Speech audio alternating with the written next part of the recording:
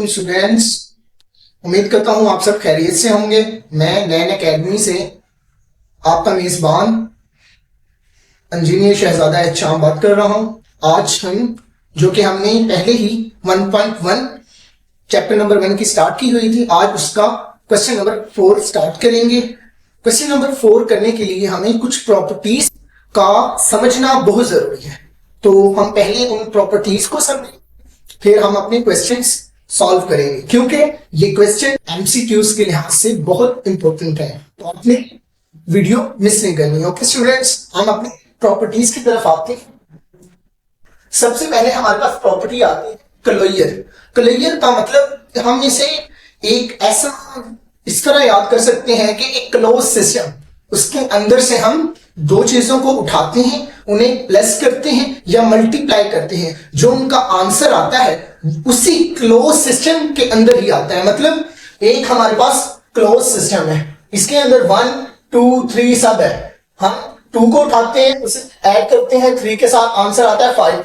जो 5 आया है वो इसके अंदर ही लाई करेगा। मतलब ए को प्लस करें बी के साथ तो बिलोंग करता हो रियल नंबर से। रियल नंबर्स क्या होते हैं? रैशनल और इरैशनल का सम होते हैं। Okay students, clear? याद रखने के लिए आप क्लोज सिस्टम है जिसमें से हम दो डिजिट्स को उठाते हैं, उन्हें प्लस या मल्टीप्लाई करते हैं और उनका आंसर भी उसी सिस्टम में लाई करता है। Okay students, very easy. Additive property इसकी क्या है?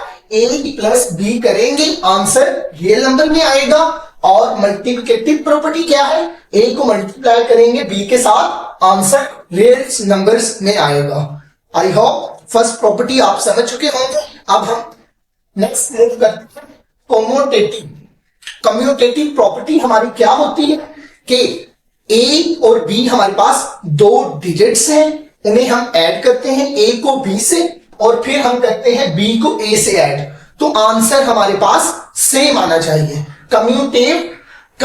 कम्यूटेटिव का मतलब क्या होता है कि मूवमेंट करना, किसी भी डिजिट्स की मूवमेंट करने से आंसर पे कोई फर्क नहीं आता, उससे हम कम्यूटेटिव प्रॉपर्टी कहते हैं। एडिशन के लिहाज से ए प्लस बी को हम जब जमा करते हैं या ऐड करते हैं, उसका आंसर बी प्लस ए के बराबर आता है। ओके स्टूडेंट्स, इसी तरह इसकी मल्टीप्लिकेटिव प्रॉपर्टी भी है हमारे पास। ए को मल्टीप्लाई करते हैं बी के साथ और अगर हम बी को मल्टीप्लाई करें ए के साथ, फॉर एग्जांपल ए हमारे पास क्या है 2, मल्टीप्लाई करें उसे 3 से, आंसर क्या आएगा हमारे पास? 6 आएगा।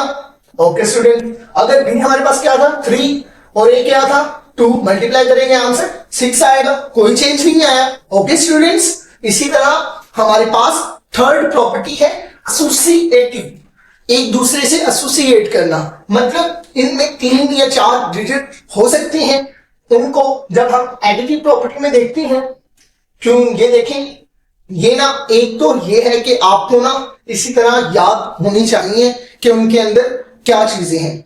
अब ये आपको जुबानी याद होना चाहिए। क्यों?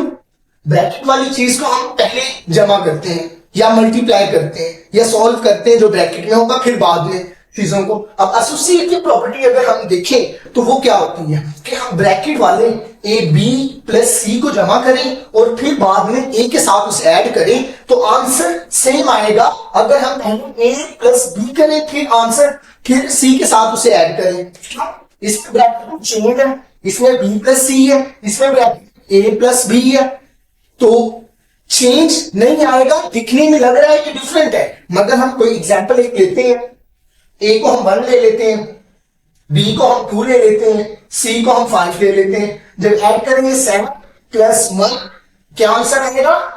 8 आंसर हमारे पास आ जाएगा। ओके, अब हम इसे प्रूव करते हैं क्या ये वाकई ही सेकंड जो साइड है उसकी सेम है या नहीं। हमारे पास 1 क्या था? 1 + 2 और +5 था हमारे पास। 1 + 2 करेंगे 3 आएगा, +5 करेंगे, हमारे पास आंसर सेम आ रहा है। इसी तरह मल्टीप्लिकेशन में भी बिल्कुल सेम है, बस हमारे पास प्लस के साइन नहीं होंगे, उधर मल्टीप्लाई के साइन होंगे कि बी प्लस बी को पहले मल्टीप्लाई करेंगे सी से, आंसर उसे फिर ए से मल्टीप्लाई करेंगे, जो हमारे पास आंसर आएगा वही हमारा लेफ्ट हैंड साइड का भी आंसर आएगा। ये हमारे पास एसोसिएटिव प्रॉपर्टी है। ओके स्टूडेंट्स, और नेक्स्ट प्रॉपर्टी आइडेंटिटी।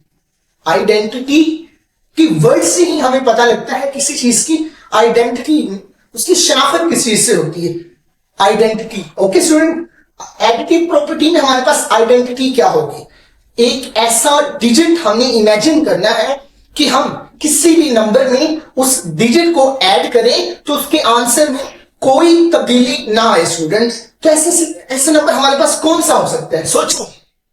सिफर। हम किसी भी वर्ल्ड में किसी भी डिजिट्स में जीरो ऐड करें ना, उसके आंसर में या उसमें कोई तब्दीली नहीं होती। तो हमारी एडिटिव प्रॉपर्टी में आइडेंटिटी क्या है हमारे पास, जीरो।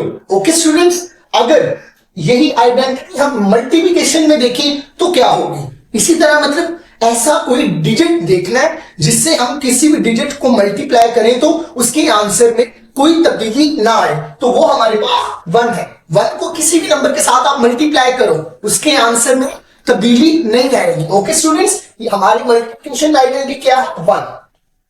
आगे इनवर्स। इनवर्स एक हमारी 5 प्रॉपर्टी है, और इनवर्स का मतलब क्या है, इनवर्स का मतलब होता है किसी भी डिजिट का उल्ट। मतलब इसका इनवर्स क्या होगा, माइनस ए।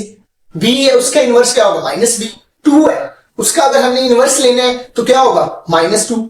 ठीक है, अगर हम किसी भी नंबर के इनवर्स को ऐड करें तो आंसर हमारा उसकी आइडेंटिटी आएगा। गौर करें स्टूडेंट्स। फॉर एग्जाम्पल मैं 3 लेता हूं, इसका इनवर्स क्या है, -3। ओके स्टूडेंट्स, उसे मैं इसे के साथ ऐड करता हूं तो हमारे पास आंसर क्या आएगा, सिफर। सिफर क्या था इसका, आइडेंटिटी, आपको मैं पहले बता के आया हूं। ओके स्टूडेंट्स, फॉर एग्जाम्पल एक और एग्जाम्पल लेते हैं, 4 है, इसका हमारे पास एडिटिव इनवर्स क्या होगा, -4। जब हम इसके साथ ऐड करेंगे आंसर सिफर आएगा, जो इसकी आइडेंटिटी के इक्वल है। अगर इसी तरह मल्टीप्लिकेशन में इनवर्स देखें वो क्या होगा, वो भी a है, उसका इनवर्स क्या होगा मल्टीप्लिकेशन में 1/a।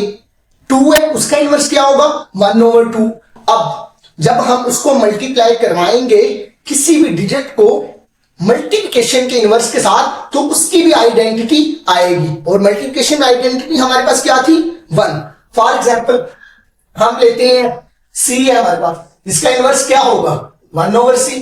आंसर क्या आएगा, 1 आएगा। ये इसकी आइडेंटिटी नहीं है स्टूडेंट्स, जो हमने पहले ही हम पता लगा चुके हैं। तो इसका मतलब इनवर्स का मतलब ये हुआ एडिटिव इनवर्स में कि हम उसका ऑपोजिट मतलब माइनस में लेते हैं और आंसर उसकी आइडेंटिटी यानी 0 आती है, और मल्टीप्लिकेशन में 1 उसका मतलब 1/2 में लेते हैं, मतलब फॉर एग्जाम्पल 2 है तो उसे 1/2 उसका इनवर्स होगा और उसका आंसर क्या आएगा, आइडेंटिटी मतलब 1।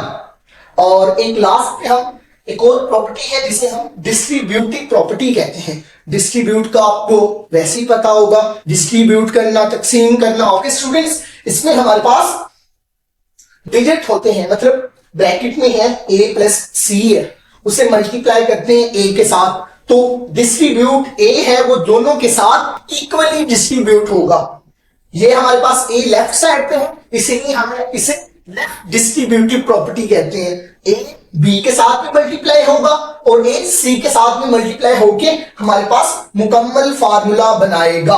और इसको प्रूफ भी हम कर सकते हैं कि हम डिजिट सेलेक्ट करें और दोनों का आंसर सेम ही आएगा। ओके स्टूडेंट्स, अगर अब हम राइट डिस्ट्रीब्यूटिव प्रॉपर्टी को देखते हैं, उसमें राइट साइड पे एक डिजिट होगा जो डिस्ट्रीब्यूट होगा ब्रैकेट वाली वो डिजिट्स के साथ। इस राइट साइड पे क्या है, c, ये इक्वली डिस्ट्रीब्यूट होगा b के साथ भी और c के साथ भी, जिस तरह a c और b c, और आंसर इन दोनों का सेम आएगा।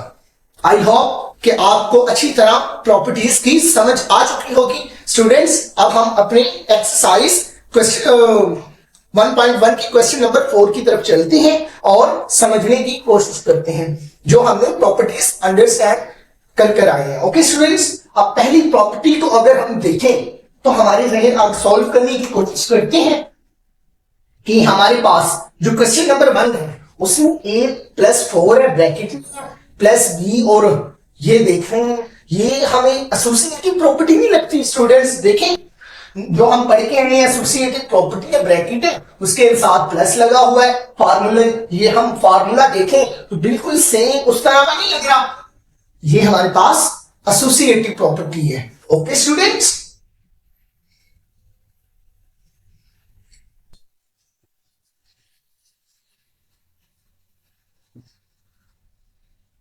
नेक्स्ट क्वेश्चन की तरफ देखते हैं।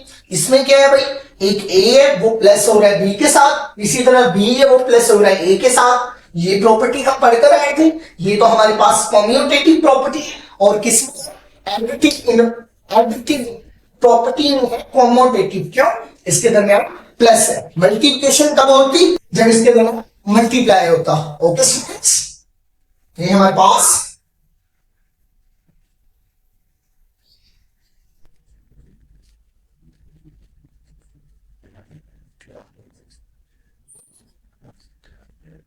इन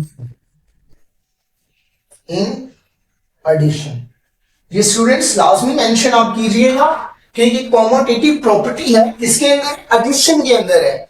ओके, ऊपर वाली भी एडिशन के अंदर है ताकि एग्जामिनर को कोई प्रॉब्लम ना हो। ओके स्टूडेंट्स, क्योंकि सेम हुआ है, मल्टीप्लिकेशन में भी है एडिशन में भी है, हम ये भी साथ मेंशन करेंगे कि एडिशन की प्रॉपर्टी या मल्टीप्लिकेशन की। ओके स्टूडेंट्स, नेक्स्ट देखते हैं। यहां पे क्वेश्चन नंबर 3 है, उसमें हमें नजर आ रहा है एक एक्स है उसका इनवर्स के साथ उसे ना माइनस किया हुआ है और आंसर सिफर आ रहा है। और याद करें आप स्टूडेंट्स, आइडेंटिटी सिफर किसकी होती है, एडिटिव प्रॉपर्टी में आइडेंटिटी होती है ना, और इसे क्या कहते हैं, आइडेंटिटी। ओके स्टूडेंट, हमें इजीली पता लग गया ये आइडेंटिटी है। एडिशन नहीं होता है ना सिफर, मल्टीप्लिकेशन में तो 1 है। Okay students, very simple. लोग जिन्होंने प्रॉपर्टी अंडरस्टैंड एक मरतबा कर लिया क्वेश्चन तो हमारे लिए हलवा है भाई। ओके स्टूडेंट्स, क्वेश्चन नंबर 4 की तरफ देखते हैं। ये इसमें एक ब्रैकेट में नंबर है b+c और a उसके साथ लेफ्ट साइड पे राइट साइड, ये हमारे पास लेफ्ट साइड पे मल्टीप्लाई हो रहा है और a इक्वली डिस्ट्रीब्यूट हो रहा है b के साथ भी और c के साथ भी। तो ये हमारे पास कौन सी प्रॉपर्टी थी, left distributive property. Okay students,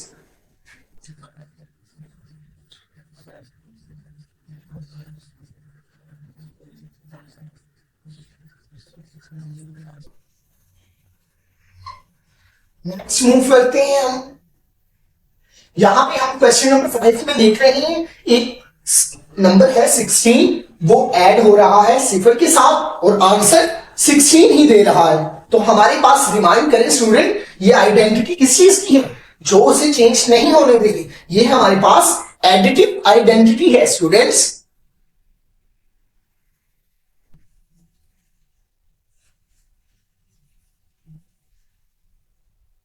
okay students, very simple. आप यहां पे क्वेश्चन नंबर 6 में देखेंगे 100 है, एक डिजिट है वो मल्टीप्लाई हो रहा है 1 के साथ और आंसर में कोई तब्दीली नहीं आ रही। तो हम देखेंगे यहां पे 1 ये किस चीज की आइडेंटिटी है, मल्टीप्लिकेशन की आइडेंटिटी है स्टूडेंट्स। हमारा आंसर फिर क्या होगा, multiplicative identity.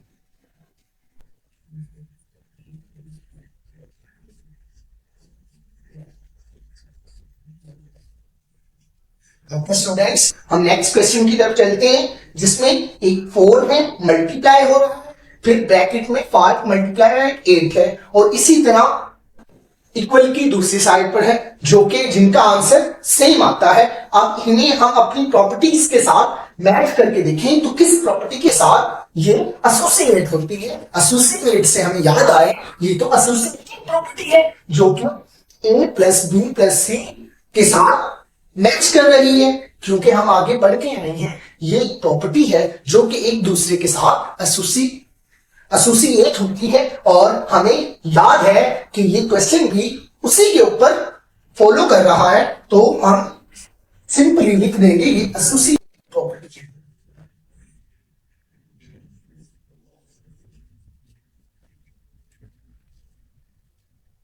Next question number 8 को देखते हैं।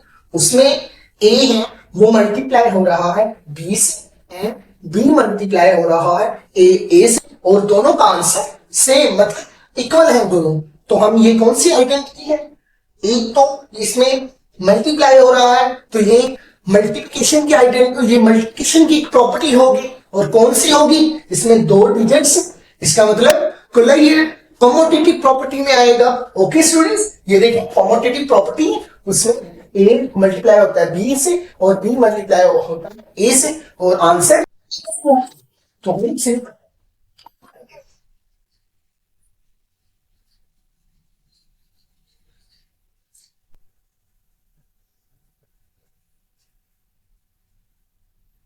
इस तरह हम एक्सरसाइज नंबर 1.1 की क्वेश्चन नंबर 4 के 8 पार्ट हम इजीली सॉल्व कर सकते हैं। स्टूडेंट्स, ओनली प्रॉपर्टीज हमारे लिए याद करनी है, और क्वेश्चन जिस तरह मर्जी हो इसमें से आ जाए हम इजीली सॉल्व कर सकते हैं स्टूडेंट्स। और इसी के साथ हम नेक्स्ट लेक्चर में आपके साथ मिलते हैं क्वेश्चन नंबर 4 के साथ। स्टूडेंट्स, चैनल को सब्सक्राइब करना ना भूलिएगा। अल्लाह हाफिज।